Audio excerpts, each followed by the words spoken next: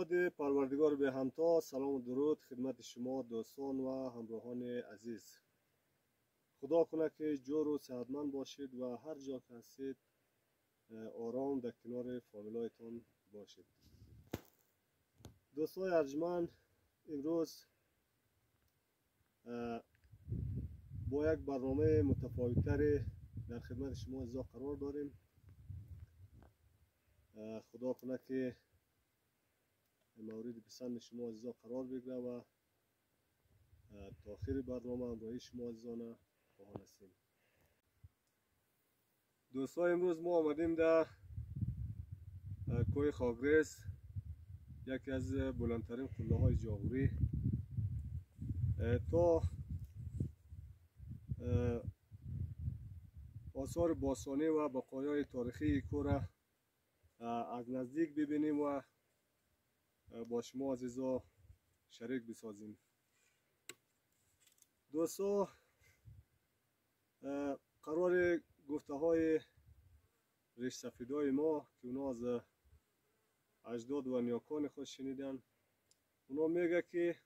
عصر باستان در این کوهپایه ها و در این قله بلند جوگی ها زندگی میکردن که مقر زندگی اونا در بالای این قله بوده. دیگه در مورد تاریخ و زندگی اونا ما چیزی نمیدانیم و آنچه که باستانشناسان و مورخین میگه عصر زندگی اونا برمیگرده به دوران ما قبل تاریخ. اینها در عصر کیان جوگی ها در این کوهپایه ها زندگی میکردن که از بقایای زندگی اونا فعلا چیز زیادی ما در این جای نمیبینیم و چیزهایی که فعلا موجود است قرار یافته های فعلی ما یک برج دیدبانی در بالای از او تپه سمت شمال است که یک برج دیدبانی اونجا داشته و یک برج دیدبانی دیگه هم در قسمت جنوبی اون در اون جای بوده که فعلا بنایشان ریخته و همون سنگایش در اون جای موجود است و در میان این دو برج در این جای هم شاید خانه هایشان بوده. قراره که سنگا رو میبینیم، اینا سنگای دیوار بوده، دیوارای خانه که بر اثر گذشت زمان ها و آفات طبیعی اینا از هم پاشیده و ریخته. جوگی ها بسیار از همان دوران کیان در این کوهپایه ها زندگی داشته و تا اوایل ظهور اسلام در این جایا بوده و بعد از اینکه اسلام ظهور میکنه و در سالهای اول یا دوم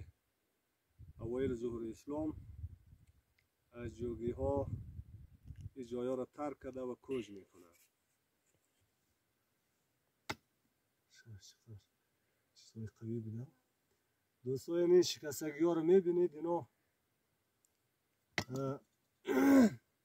مربوط به ظرف های میشه که اونا ازش استفاده میکردن،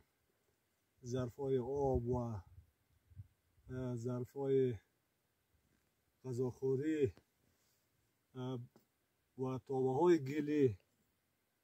دیگه. و اکثر چیزهایی که لازم داشته اونا از همین گلا درست میکردن که فعلا شکستگی هایش ما در این جای میبینیم. شاید همین جای رو که کنده دیگه از بین از اینا شاید کدام چیزی بوده دیگه اونا رو برده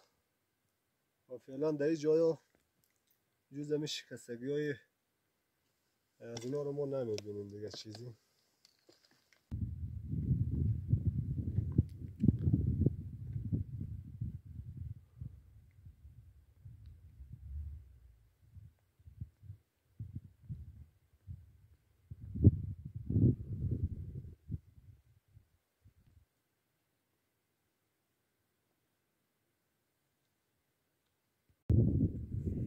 دوستای جایی که به نام سرقاو یاد میشه و به خاطر پایین افتادگی و چکوری و نیز به خاطر ارتفاع زیاد که این جای بسیار یک جای با ارتفاع زیاد است و نیز به خاطر اقلیم سرد آن زمان تمام فصلهای سال یا شاید اکثر مواقع سال در این جای برف ذخیره بوده که اینها از همین ذخیره‌های بزرگ برف آب مصرفی خودشان را تأمین میکردند. و اما اینجا دوستان اینجا جایی است که به نام میدان اسب یاد میشه. دیگه جایی بوده که در موقع جشنها و تمرینات رزمی و نیز به خاطر تیاری و آماده گرفتن به کارزارهای جنگیشان همراه با اسب در این میدان میتاختند که این جای هم بسیار با فاصله نزدیک که امو مقر اصلی از اونا در نقطه بالایی کوه بوده و این جای هم با فاصله یگان 3-4 دقیقه راه جای میدان اسب بوده که تمرینات رزمی خودشان را در این جای انجام میدادند. دوستان آسیاب از اینا در این جای بوده که سنگی که فعلا ما شما میبینیم در حدود 1 متر در 1 متر این از قسمت وسطشان سلاخه و این سنگ تا سنگ آسیاب بوده.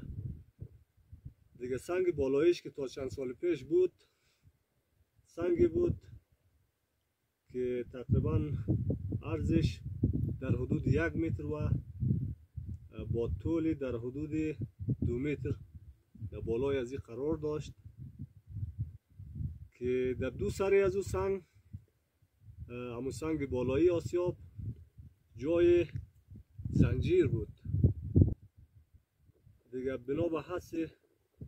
ما او را حدس میزنیم شاید با واسطه اسب قاطر یا کدام حیوانی این آسیاب به چرخش می آورده و اما غلجات خود در این جای آرد میکرده. دیگه فعلا که یعنی جای ها مردم ها کنده شاید به خاطر پیدا کردن کدام گنجی چیزی بوده چیزی پیدا کرده یا نکرده دیگه ما در مورد از اینا چیزی نمیفهمیم دوستان. بس دیگه دوستان یکی از ویژگی های برتر ایکو مرکزیت ایکو می باشه چون زیاد مرکزیت داره و دیگه هم بلندی و ارتفاع ایکو است که بسیار یک قله بلندی است که اگر از کوه قاده بلند نباشه دیگه شاید دومین کوه از نظر بلندی در جاغوری باشه و دیگه یک دیدبانی بسیار خوب داشته. شاید اینها دلایلی بوده که جوگی ها این جای را برای زندگی انتخاب کردن. دوستان این جای را جدیدن کنده دیگه شاید در حدود یگان چند ماه میشه که جای کنده چون بسیار از جای تازه معلوم میشه جای کندگیش تازه البته کدام چیز از این جای پیدا کرده و برده دیگه میته جاهای زیاد در این کوه هست که مردم کنده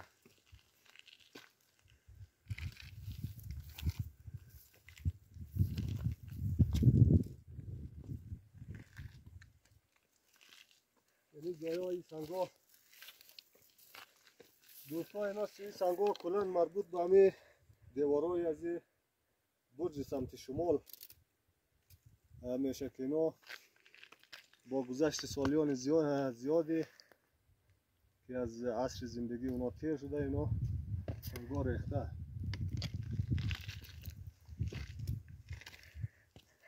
در این مورد که از این جایا کنده یکی اینمی جای است یعنی شاید در حدود یکون 2-3 ماه پیش بوده که جای را کنده و این قسمت را هم کنده شاید کدام چیزی در این جای هم بوده. این جای را کنده و دوستا این برج سمت شمال ایکو بوده که مناطق چیلواقی پشی زیادتر از اینجا قابل دید می باشد.